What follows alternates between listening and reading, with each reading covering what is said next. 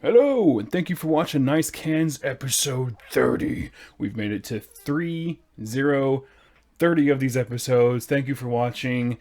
My name is Thomas Mergel for Headbanger GTFO and the sister YouTube channel, thus you are watching this on. Kind of a slow week when it came to some news, some interesting things came out, and so I'll jump right on that. First of all, I just want to say a couple of things just to get them off my chest, just to have my own little opinion on them.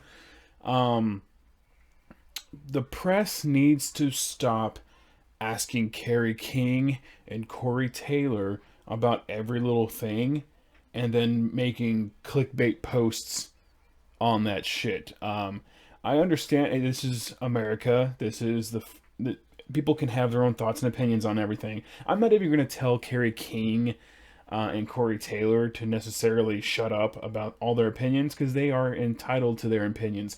What I would like is for, just metal injection or the perp to quit fucking posting about them every day because frankly it's not news. It doesn't need to be reported on and it is getting old and it's boring.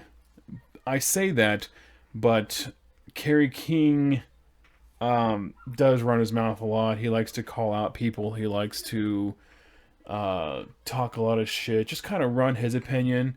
And yes, I know I just told them to stop reporting about Kerry King and Corey Taylor. But Kerry King talked about how Metallica and Iron Maiden are living on their past success and that they are just basically old news. They're only successful because of their older shit, and I think that's kind of funny coming from the guitarist from Slayer, who came out at the same time, and primarily most of their fan base is, they've been around because of the old albums, and they are of an older age too because they've been around since the 80s and liked them since then.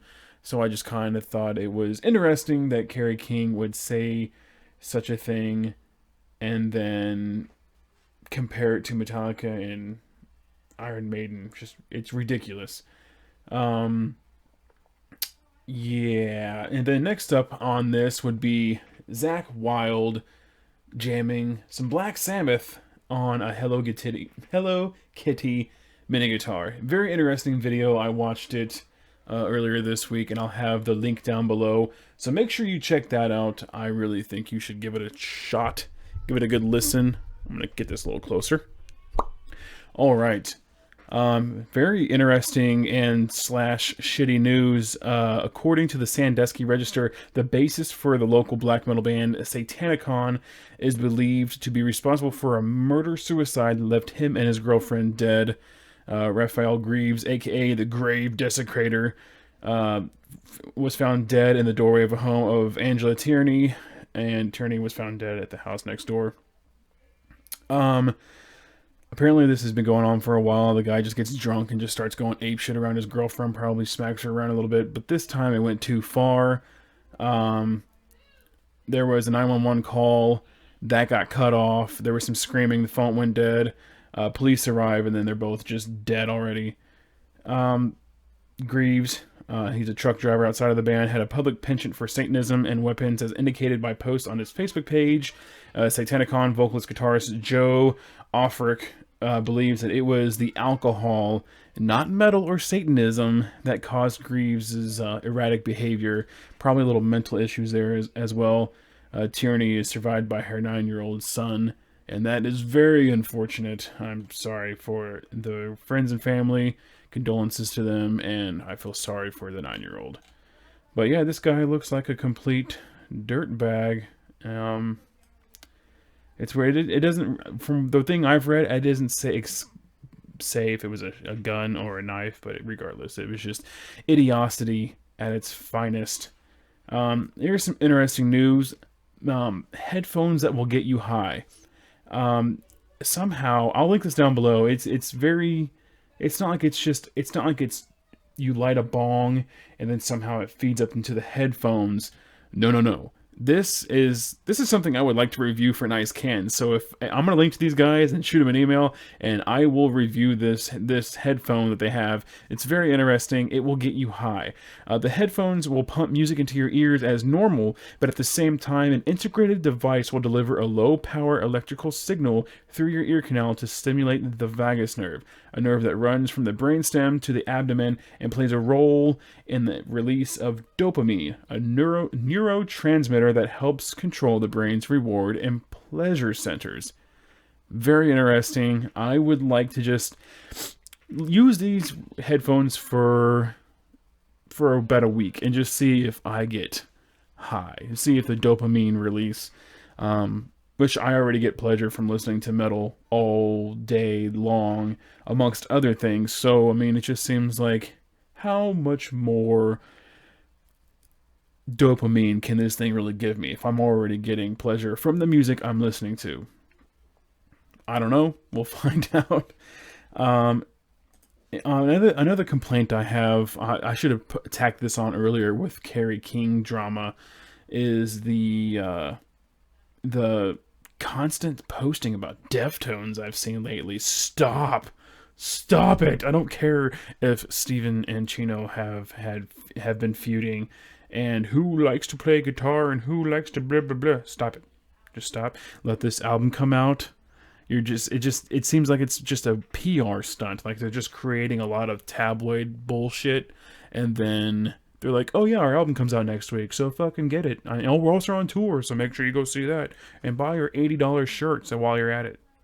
So yeah, I just wanted to add that on there. I meant to add that during the little Kerry King, Corey Taylor spout I had. There was a really neat video posted by Freaks TV on YouTube. I'll link them down below. And subscribe. I really like this channel. I actually just found it this morning. There was a quote pulled out of this interview that was posted on this YouTube channel that was about Orion. The interview is with Orion from Behemoth. And Orion talks about how, I mean, this is their life. They have to tour. They have to sell this merch. This is their livelihood. They want to sell their art. They want to make their money. This is their career. They take a lot of pride in it.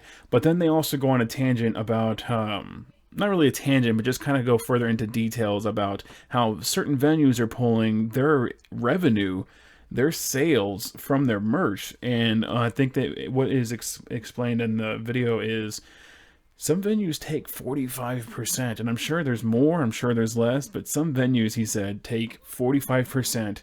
It's extremely well shot video. It's kind of like a really good documentary, but it's only 5 minutes long. So I'll link that down below. It's Freaks TV. The name of the video series is called Anchors to Asphalt, and Behemoth being their newest one. I also watched the Fear Factory one as well, and I am now subscribed, good sirs. That is a good channel. Keep kicking ass with that.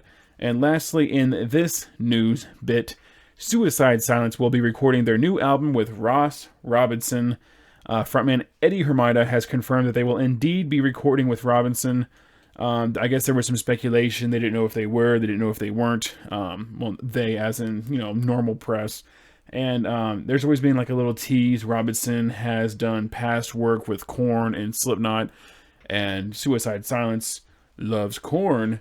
And they just toured together. So this kind of just adds on to the whole, we like Korn, we're going to do everything we can to have Jonathan Davis on a song. We're going to tour with them. Now we're going to get their producer, and we're going to make some heavy Suicide Silence music. So yeah, it was kind of a slow week. That's why I had those two little tangents there. But I'm going to dig up some tour bits here and see what we have. The new Corpse music video was dropped today. I think it was today. And they are slamming brutal death metal. Make sure to check that out. I'll link that down below. So Metal Injection has a neat article, a column every month that has Travis. I think his name's Travis. Maybe Trevor? I think it's Trevor. Yeah. From Black Dahlia Murder. And he recommends a bunch of music. And I pulled a couple of videos off of or I pulled one video off of his recommendation list, and it's a band called Fleshgore. I'll have that link down below.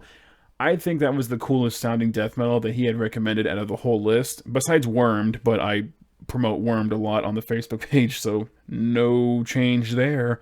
Fleshgore is awesome. Check them out. They came out with an album February 19th, 2016 on Extreme Music. So yes, check that one out below, and make sure you listen to that sexy motherfucker. Okay, Whitechapel released tour dates.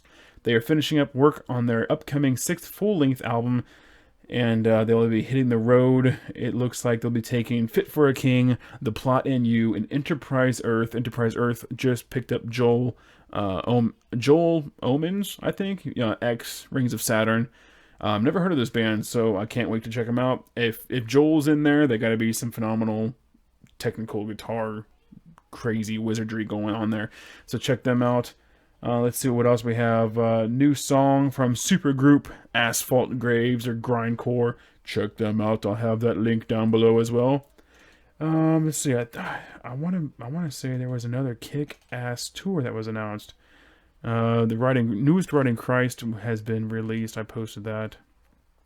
Gloria Morty is streaming a new song. Criminal is also streaming a new song. Rotten Sound has a new song.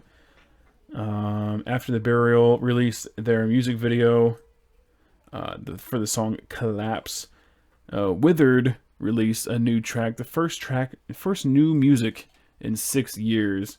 So that is wonderful. Metal Blade's YouTube channel is streaming some Q&A questions here and there. They like to release these Q&As in multiple videos instead of just one big one. Part 1 out with Johan Hegg right now, and it's a very interesting Q&A. I think the video is only 2 minutes long though, so this is going to be a lot of parts to this Q&A session. Inverloch streaming their new album Distance Collapsed right now. Go listen to it. Good Lord, go listen to it. And let's see. Oh, for anybody wondering, the Headbanger GTFO website has been down for a good 2 weeks. There's been a lot of technical issues with that, and I'm going to get on the phone with my hosting service tomorrow and hopefully get that prepared and ready and rolling, because I am tired of having the website down. And let's see if there's anything else. No, that's it. There was only one good tour announcement this week. Right before I got on the computer to record, Deicide announced a small tour. I'll link that down below. In the very first night of that tour, they're coming here to Kansas City at the Riot Room. No openers as of yet. No openers as of yet. And I hope they acquire some really solid death metal openers, maybe even a black metal opener. That would be awesome, because one of the times I've seen Deicide in the past couple of years, they had Necronomicon with them, and that was just fucking phenomenal. So, yeah, I think that's all for this week. So, thank you for watching, and I'll see you in the next video. Yeah. Let's see. I'm going to have... Next time I do the video, I'm going to have the camera angled this way. But you don't care. You don't care. I'll edit that out.